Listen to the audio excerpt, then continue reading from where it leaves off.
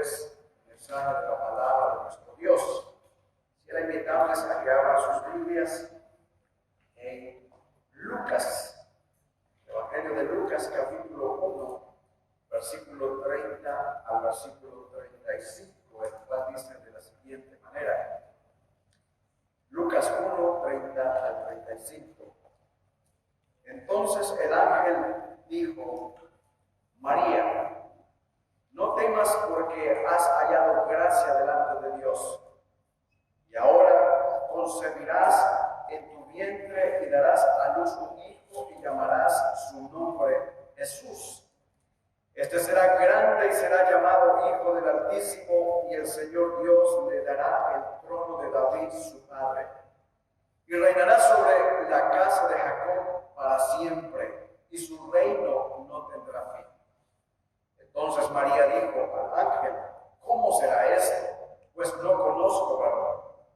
Respondiendo el ángel le dijo: El Espíritu Santo vendrá sobre ti, y el poder del Altísimo te cubrirá con su sombra, por lo cual también el santo ser que nacerá será llamado Hijo de Dios. Muy bien, mis amados hermanos, en esta mañana vamos a continuar el mensaje que dimos el domingo pasado, el cual se titulaba Gloriosa Presencia de Dios, basándonos en el Evangelio de Juan. Vamos a hablar sobre el mismo tema de Jesús. Y quisiera, hermanos, que podamos nosotros meditar en todo lo que voy a estar exponiendo, el verdadero sentido de la Navidad.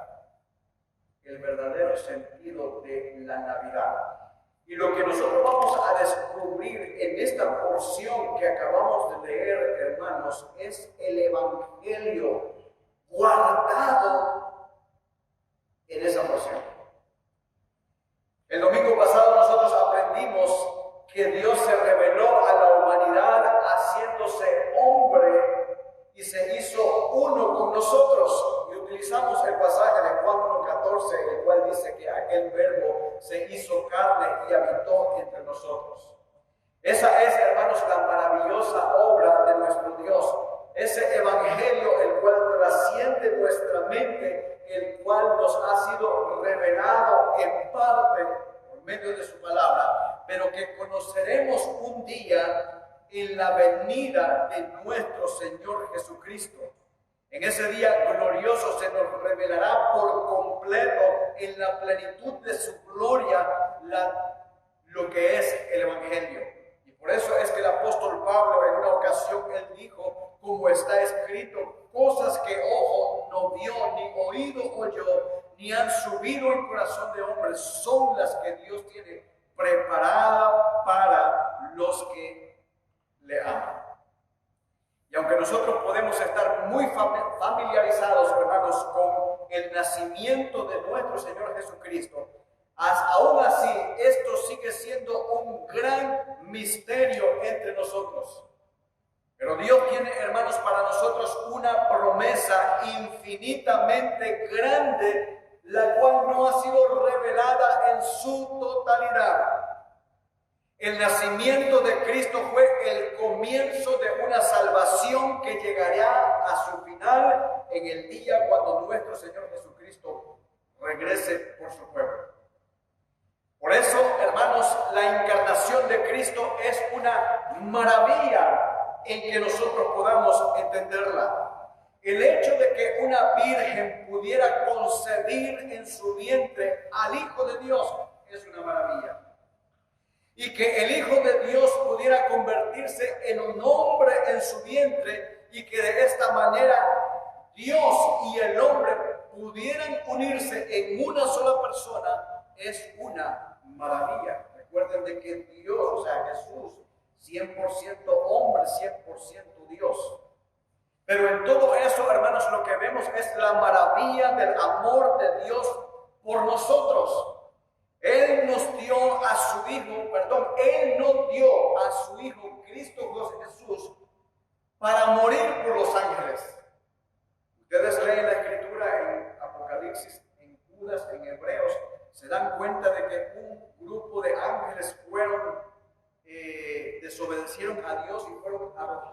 cielo. Bueno, Dios no dio a su Hijo a morir o para que muriera por los ángeles, sino que Él dio a su Hijo por nosotros, para redimirnos de nuestros pecados, para salvarnos de una muerte eterna y para hacerse uno con nosotros en Cristo Jesús. El Evangelio, hermanos, es mucho más grande de lo que nosotros podamos imaginar. Todos los profetas hablaron de la venida de ese niño. Hablaron de la venida de Cristo Jesús, del Salvador, de la semilla prometida en la que todas las naciones de la tierra iban a ser bendecidas. Y ese nacimiento, hermanos, fue el cumplimiento de todas esas promesas hechas en el Antiguo Testamento. El anuncio que el ángel hace del nacimiento de Cristo es un anuncio formulado en un lenguaje de un pacto que se hizo antiguamente. Allá se nos había anunciado que el que vendría, en este caso el Hijo de Dios Jesús, sería llamado el Hijo de David, el cual llevaría el pacto a su cumplimiento. Llamarás su nombre Jesús, el Dios del pacto, el Salvador. También se nos anunció, hermanos, que Él iba a ser un rey eterno prometido y que reinaría en el trono de David para siempre y su reino no tendría fin. Así que en esta mañana vamos a estudiar ese evangelio que se guarda o se ve allí en este pasaje. Y lo vamos a hacer, hermanos, por medio de 3 puntos. El primer punto va a ser un poco extenso, pero los otros 2 son bastante cortos. Así es de que no se preocupen que el mensaje lo terminaremos en el mismo tiempo que hemos hecho anteriormente. El primer punto es: Jesús es nuestro Salvador. Dios envió a su ángel Gabriel para anunciar a María que concebiría y daría a luz al Mesías prometido. El ángel viene a María y le habla diciendo en el versículo 31: y ahora concebirás en tu vientre y darás a luz un hijo y llamarás su nombre Jesús. Hermanos, este nombre Jesús significa el Salvador. Y ese nombre nos revela el propósito de su venida. Él viene a salvar a su pueblo. Cuando el ángel anunció el mismo mensaje a José, dijo lo mismo allá en Mateo capítulo 1, versículo 21, y dará a luz un hijo y llamará su nombre Jesús. ¿Por qué dice? Porque él salvará a su pueblo de sus pecados.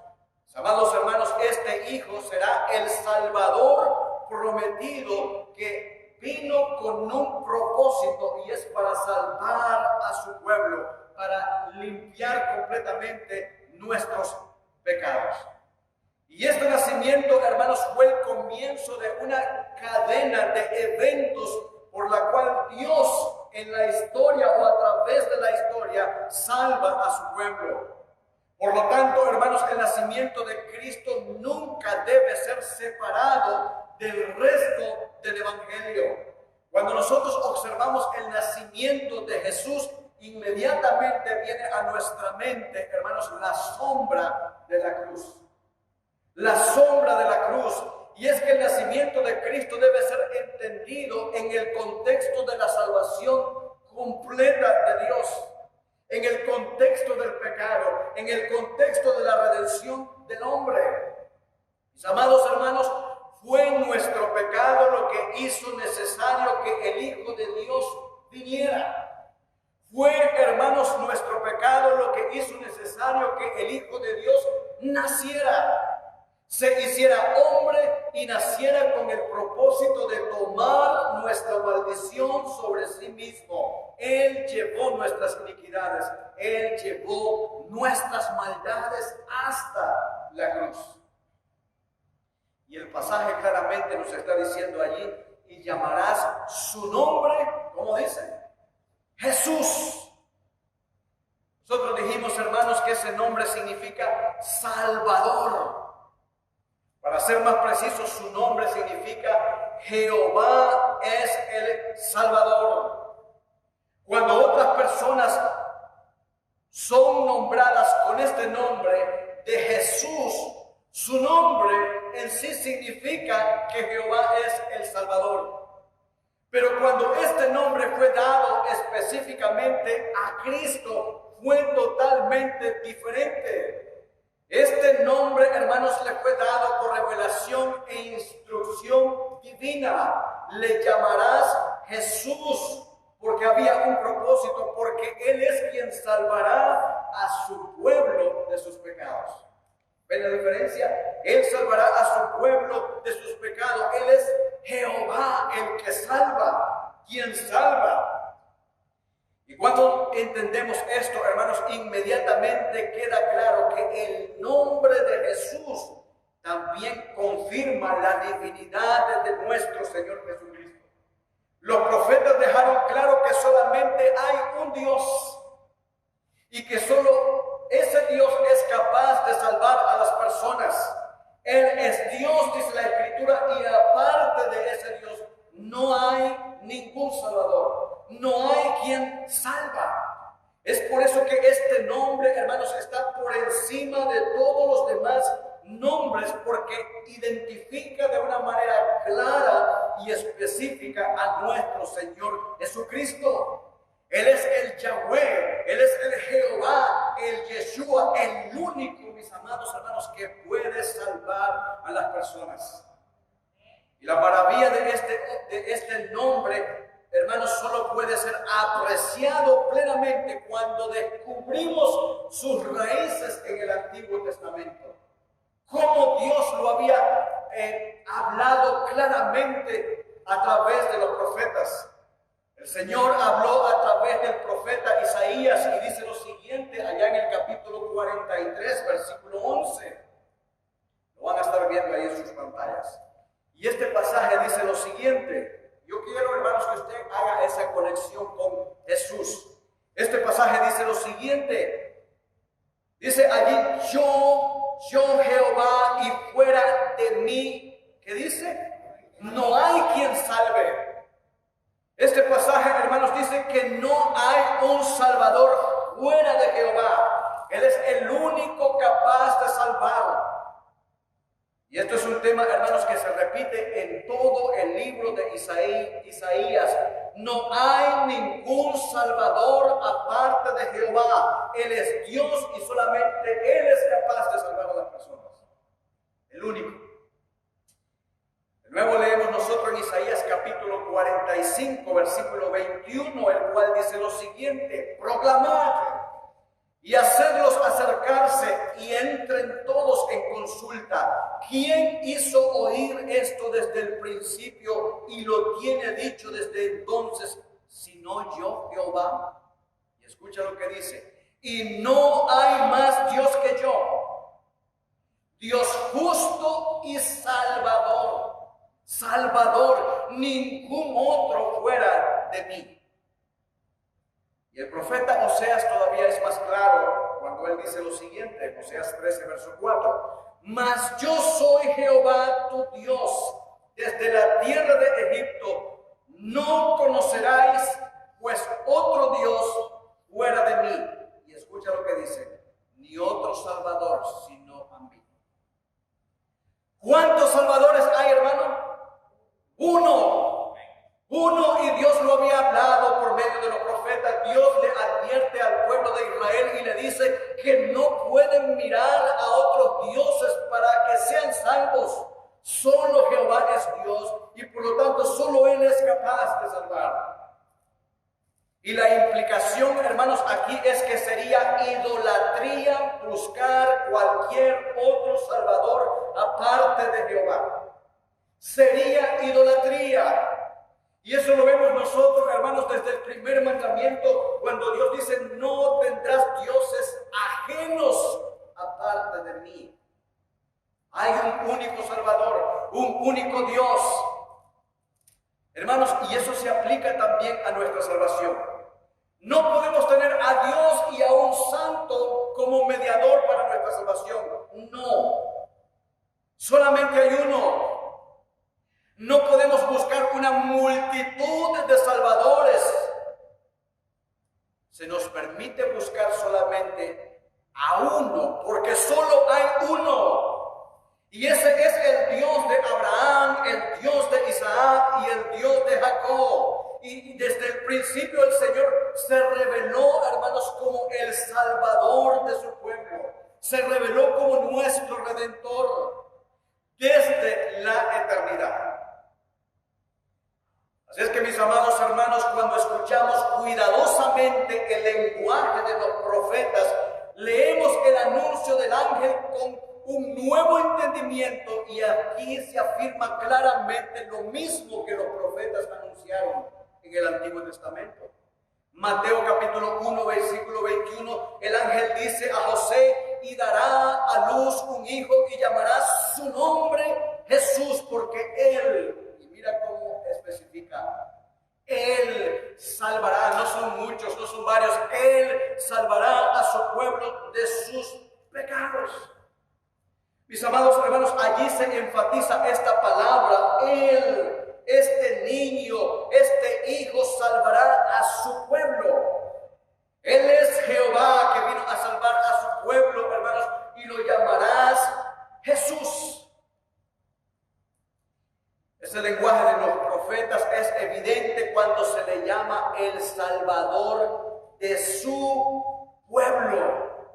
Y su pueblo, mis amados, se refiere, por supuesto, a todos los creyentes.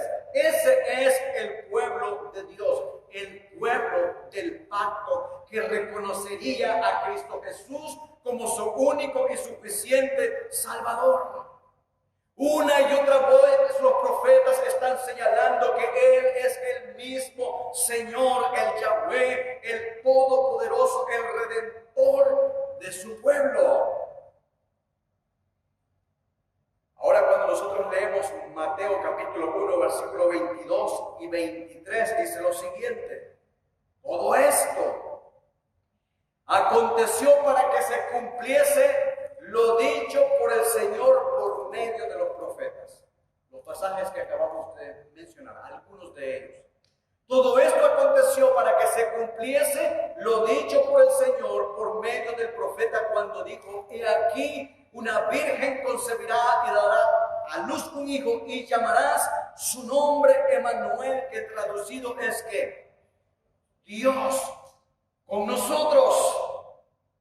Hermanos, lo que este pasaje nos está diciendo es que el hijo que nacerá es Dios con nosotros, que ha venido a salvar a su pueblo. No hay otra manera de que podamos entender este anuncio aparte de las profecías.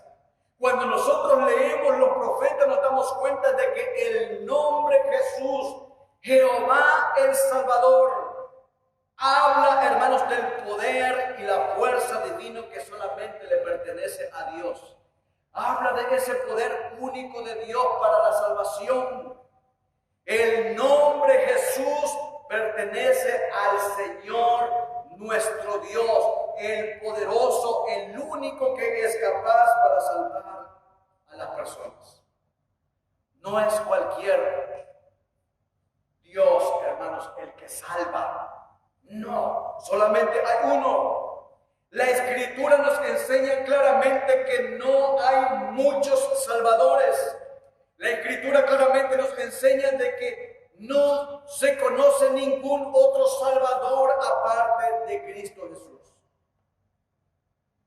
Y escuché lo siguiente: por eso no debemos confundir su humilde nacimiento en el pesebre y su profunda humillación con la debilidad, porque su mismo oficio es uno que requiere nada menos que el poder todopoderoso de Dios mismo. Nadie, ningún ser humano podía hacer lo que Cristo hizo. Se necesitaba uno que tuviese el mismo poder de Dios. Hermanos, y qué majestuoso es su nombre, como nosotros cantamos, majestuoso su nombre. Él vino a realizar una tarea que solamente Dios podía llevar a cabo, porque aparte de Él no hay quien salve. No hay quien salve. Y eso, hermanos, nos da consuelo cuando sabemos que ese poderoso Salvador, que no es otro que Dios mismo, se ha hecho uno con nosotros. Ha hecho morada en nosotros, como veíamos el domingo pasado. Dios con nosotros. Y es solo, hermanos, en el contexto de su divinidad que nosotros podemos apreciar correctamente su humanidad. Su humanidad. Pero aún así su naturaleza humana no quita su naturaleza divina. Él es Dios. También, hermanos, nosotros debemos decir que la gloria de este nombre puede parecer en contraste con la humilde tarea que vino a realizar como el siervo sufriente, su humilde nacimiento, su humillación durante toda su vida aquí en la tierra, su sufrimiento y muerte en la cruz. ¿Cómo es que nosotros le llamamos a Jesús Rey? Cuando pasó lo que tuvo que pasar. Salvador. Como cuando lo humillaron. ¿Acaso hay una contradicción en la Escritura cuando se le llama a él un gran rey, pero lo vemos un siervo sufriente? Lo vemos entrando en un asno hacia Jerusalén. ¿Es acaso ese el rey que esperaba este pueblo? Y allí está, hermanos, el tropiezo para los judíos y la locura para los gentiles. Sin embargo, hermanos, por toda la eternidad, el nombre de Jesús será honrado por encima de cualquier otro nombre. No a pesar de su humilde nacimiento o su humillación, su vergüenza o sufrimiento, sino porque ha sufrido como nuestro Salvador. Su nombre no solo se llamará Jesús porque nos redime del pecado y la muerte, sino que su nombre también nos da la vida eterna. Él restaurará nuestra relación con Dios, hermanos, para que podamos vivir en una verdadera comunión con ese Dios. Ese es el Evangelio contenido en la anunciación de este pasaje que acabamos de leer. Hermanos, el Jesús de las Escrituras está vestido con todo el poder en el cielo y en la tierra. Ese que nació allí es el juez de toda la tierra.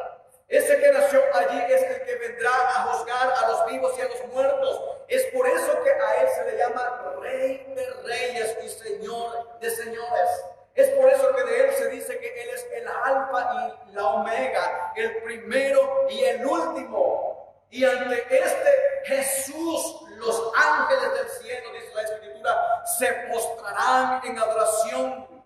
Ante este Jesús, toda rodilla, toda lengua confesará de que Él es Dios, para gloria de Dios el Padre. Amados hermanos, ya no vamos a ver a nuestro Jesús, a nuestro Señor Jesús, en su estado de humillación y sufrimiento. Ya no debemos ver a ese Jesús en el pesebre, porque Él ya no está allí. Él ya no está sentado ni está en los brazos de María, hermanos. Él tampoco está colgado en una cruz. No busquemos a ese Jesús allá en Belén, porque no está. No lo busquemos en los crucifijos, no lo busquemos en un cuadro ni en una tarjeta navideña. Jesús no está allí. Hermanos, leamos las Escrituras y contemplemos su gloria y creamos en el Señor. El Dios Todopoderoso, el que salva, el que restaura, el que levanta al caído, mira a aquel que está sentado en el cielo, sentado a la diestra de Dios. Jesús, nuestro Salvador, el que nos salva de nuestros pecados y el que nos da la vida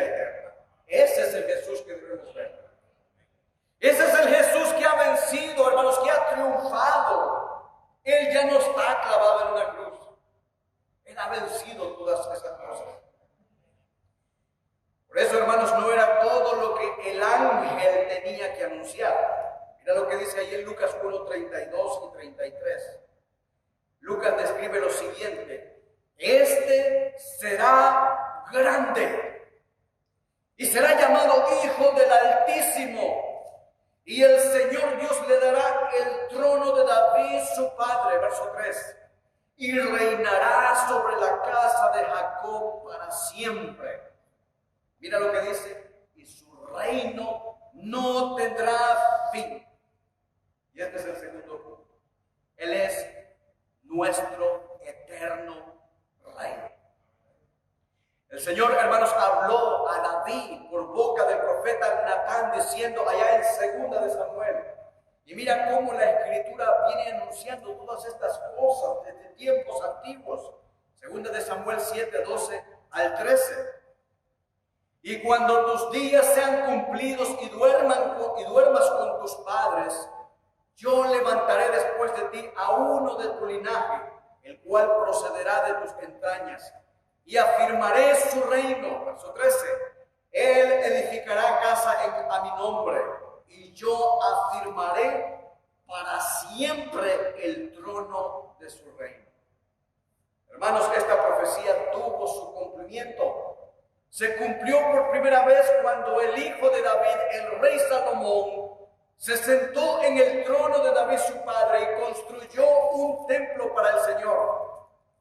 También se cumplió en todos los hijos de David que se sentaron en el trono de David, en los reinos del pueblo de Israel hasta el tiempo del exilio. Y por último, su cumplimiento final, hermanos, está en Cristo.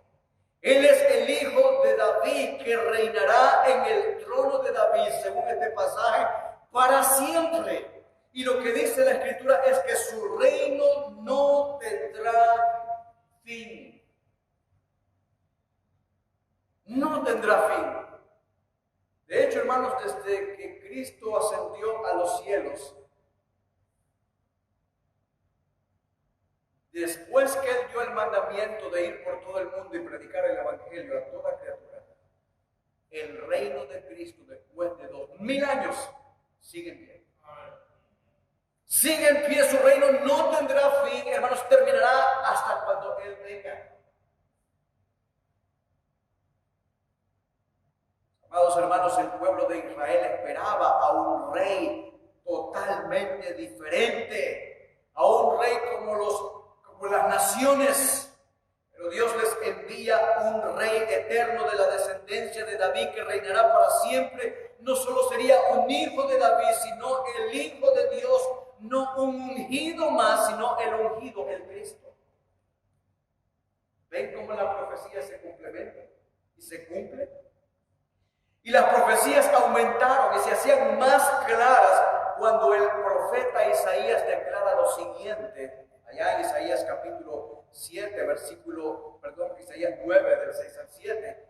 Porque un niño nos es nacido, hijo nos es dado, y el principado sobre su hombro, y se llamará. Aprecia, hermanos, el nombre que Dios escoge para su hijo. Y se llamará admirable, consejero, Dios fuerte, Padre eterno, príncipe de paz. Y mira lo que dice el profeta: lo dilatado de su imperio y la paz no tendrán límite sobre el trono de David y sobre su reino, disponiéndolo y confirmándolo en juicio y en justicia desde ahora y para siempre. Y esta última frase es como en la firma de Dios cuando dice: el celo de Jehová hará todas estas cosas.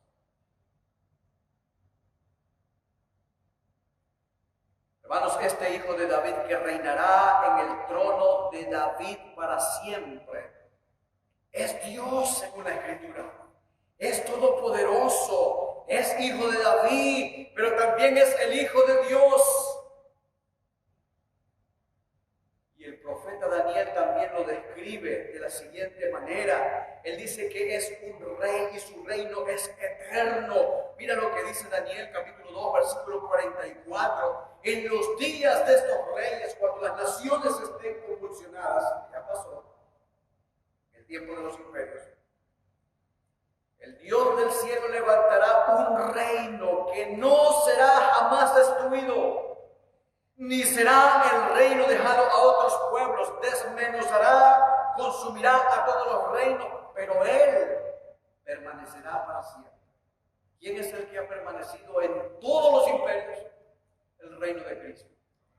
Él permanecerá para siempre. Hermano, Daniel profetizó sobre el Hijo del Hombre que sería un rey eterno, allá en Daniel 7:14, cuando él dice: y le fue dado dominio, le fue dado gloria y un reino para que todos los pueblos, naciones y lenguas le sirvieran. Su dominio es un dominio eterno que no pasará y su reino nunca será destruido. Hermanos, nosotros sabemos eso a través de los 2000 años tanto que han pasado. Muchos han tratado de destruir este libro, la palabra de Dios. Muchos han tratado, hermanos, de destruir a la iglesia. Muchos han dado muerte a los profetas, aquellos que anunciaron la palabra de Dios. Pero su mensaje continúa fiel. Es un reino que no será destruido. Porque es el reino de Dios. Dios lo cuida, hermanos, y Dios lo va a llevar hasta su cumplimiento. Y gloria a Dios, hermanos, que Él nos ha hecho partícipes de ese reino. Somos soldados de Cristo. Y los soldados se entrenan. Los soldados, hermanos, están listos preparados para la batalla. Cuando viene la tentación, Dios nos ha dado las armas para hacerle frente al enemigo. Pero qué triste es cuando, como soldados de Cristo, salimos a la guerra sin este libro en nuestra mente. Y es ahí donde Satanás, el diablo, se ríe de nosotros. Y hasta podemos causar vergüenza al reino de Dios. Qué triste, hermanos, es ver a muchos de nuestro pueblo actuando igual que el mundo. No hay diferencia. Desde nuestra forma en cómo hablamos hasta en la forma en cómo vivimos. Posteamos todo acerca de mi persona. Somos los narcisistas. Queremos que todo el mundo nos vea. ¿Dónde está Cristo?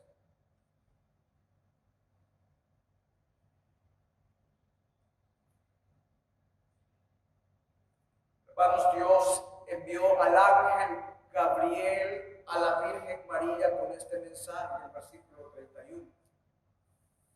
Y ahora concebirás en tu vientre y darás a luz un hijo y llamarás su nombre Jesús. Este será grande y será llamado Hijo del Altísimo. Y el Señor Dios le dará el trono de David su padre y reinará sobre la casa de Jacob para siempre. Y su reino no tendrá fin. Hermanos, este es el cumplimiento. Jesucristo es el Hijo de David, que se sentó en el trono de David y está reinando sobre toda su creación. Reinando sobre su pueblo. Y nosotros sabemos, hermanos, que hay uno que está sentado a la diestra de Dios, a la derecha de Dios, nuestro poderoso Salvador. Él es nuestro glorioso Rey, el Rey de Sión, el Rey de su iglesia. Él está reinando, Él está gobernando todas las cosas. ¿Sabe para qué? Para nuestro beneficio. Para nuestro beneficio. Y es por eso que el ángel anuncia a María y le dice: el Espíritu Santo vendrá sobre ti. Y el poder del Altísimo te cubrirá con su sombra, por lo cual el santo ser que nacerá será llamado Hijo de Dios. Será llamado Hijo de Dios. Y aquí entramos al tercer punto, hermanos.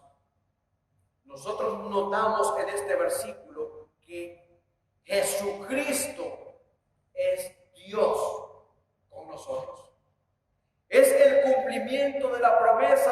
Dios había hablado a través del profeta Isaías, cuando dijo allá en Isaías 7:14, por tanto el Señor mismo os dará señal, he aquí que la Virgen concebirá y dará a luz un hijo, y mira lo que dice, y llamarás su nombre Emmanuel. Todos sabemos que el significado de Emmanuel, Dios con nosotros. Hermanos, qué maravilloso cumplimiento de esta profecía. La Virgen efectivamente concibió, preste atención, no a través del hombre, no a través de José, sino a través de Dios. El Espíritu Santo vino sobre ella y el poder del Altísimo la cubrió con su sombra, dice el pasaje, por lo cual lo que nace de ella no es generado por el hombre, no es otro concebido y nacido bajo pecado, sino que es el santo ser que nacerá de ti, será llamado Hijo de Dios, Hijo del Altísimo, por obra del Espíritu Santo.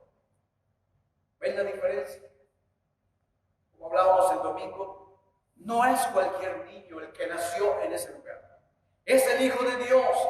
Y esa es la maravilla, hermanos, del Evangelio. Dios con nosotros, Emmanuel, Dios viviendo con su pueblo. Es por eso que Él claramente dice al pueblo de Israel, yo seré su Dios, yo seré tu Dios. Mis amados hermanos, lo que podemos entender de todas estas palabras es que Dios, nuestro Dios, se ha acercado a nosotros. En Cristo Jesús, en la persona de Cristo, Él se ha hecho uno con nosotros y Él ha venido a realizar una tarea que solamente Dios es capaz de hacer. Por eso es como dijimos al principio, solamente Dios, y fuera de Él no hay quien salve. Él es Jehová entre nosotros, salvándonos, salvando a su pueblo a través de la historia. Y cuando nosotros, hermanos, vemos su divinidad, cuando nos damos cuenta de que ese que nació allí es el Hijo eterno de Dios, el verdadero Dios, de Dios verdadero, es entonces cuando la maravilla de su nacimiento se convierte en algo maravilloso. Y por eso cuando llegan estas fechas, hermanos, no nos enfoquemos tanto en qué vamos a regalar a las personas. No, hermanos, porque el regalo más grande que recibimos, ya Dios nos lo dio, fue su Hijo Jesucristo. Esa es la maravilla de su nacimiento, lo cual se convierte en algo maravilloso para el pueblo de Dios. Es el Todopoderoso viviendo con nosotros, el mismo al cual Abraham creyó, al cual Isaac y Jacob se hizo uno con nosotros. Todo esto, mis amados hermanos, nos lleva a pensar en lo siguiente. Su nacimiento en Belén no nos lleva o no nos da ninguna razón para pensar menos en Él, sino más bien que nos da razones para maravillarnos en Él. Todos piensan allá en Belén y muchos pueblos se dirigen a esas tierras, pero Dios está con nosotros, aquí mismo, con nosotros mismos. Hermanos, veamos su gloria no mirando el pesebre, sino creyendo en este evangelio. Veamos su gloria solo por la fe, ya que por la fe también esperamos el cumplimiento final y glorioso de ese evangelio. Hermanos, ya no estamos en Belén. La historia de la salvación ha avanzado. No nos podemos quedar en esa etapa. La historia de la salvación ha avanzado. ¿Qué sucedió después de Belén? Vino el Getsemaní, vino la crucifixión, vino la resurrección, vino la ascensión al cielo. Luego Él se sienta en el trono a la diestra de Dios el Padre. vino Pentecostés y ahora, mis amados hermanos, esperamos su pronto regreso. Eso es lo que debemos estar esperando, su pronto regreso, porque estamos en los últimos días. Y el creyente, hermanos, debe esperar con ansias el regreso de nuestro Señor Jesucristo, ya no más en un pesebre, sino en la gloria de su venida. No, Él no viene ya para sufrir y morir por nosotros porque ya lo hizo, sino que Él viene en su gloria para juzgar a los vivos y a los muertos y levantar y llevar a su iglesia. Pero busquemos, hermanos, a ese niño en ese lugar, porque Él ya no está allí. No lo busquemos allí, no intentemos retroceder el reloj, sino que busquemos el cumplimiento glorioso de ese evangelio, el cual Él pronto aparecerá en las nubes por su iglesia. Es allí, hermanos, donde debemos estar enfocados. Levantemos, hermanos, nuestros corazones a Él, donde está sentado a la diestra de ese Dios, el Verbo encarnado, que pronto hará tabernáculo con nosotros para siempre. Dios con nosotros. Hermanos, el milagro de la Navidad nos debe de motivar. ¿Sabe a qué? A servir más a Dios. El milagro de la Navidad debe motivarnos a vivir vidas santas que agraden a ese Dios. Hermanos, cuida tu testimonio. Hermanos, sirve a Cristo Jesús. Yo sé que quizás no es el tipo de predicación que te gusta escuchar. Hay quienes están acostumbrados a chistes, a payasos. Mientras yo esté en este lugar, hermanos, usted no va a escuchar un chiste de mí, ni traer payasos aquí. Los payasos están en el circo. En este lugar, de este púlpito, vamos a exaltar el nombre de nuestro Dios. Él es el único que debe ser adorado y nadie más. Y si tú estás en una iglesia donde se hacen todas otras cosas menos que exaltar el nombre de Cristo, tú estás en un lugar equivocado. Despierta, lee la Escritura y te vas a dar cuenta de quién es ese Dios temible, al cual el pueblo de Israel, hermanos, que solo con escuchar su voz temblaba y temían por su vida. Hermanos, yo espero que el 2000, este es el último mensaje que yo predico en este año. El próximo domingo nuestro hermano Vidal para predicar. Mi consejo para ti, hermanos, es: empieza el año bien y termina el año bien. No abandones los privilegios que se te dan. No te desaparezcas como los cometas que aparecen cada tantos años. El soldado de Cristo lucha. El soldado de Cristo se abstiene de muchas cosas para agradar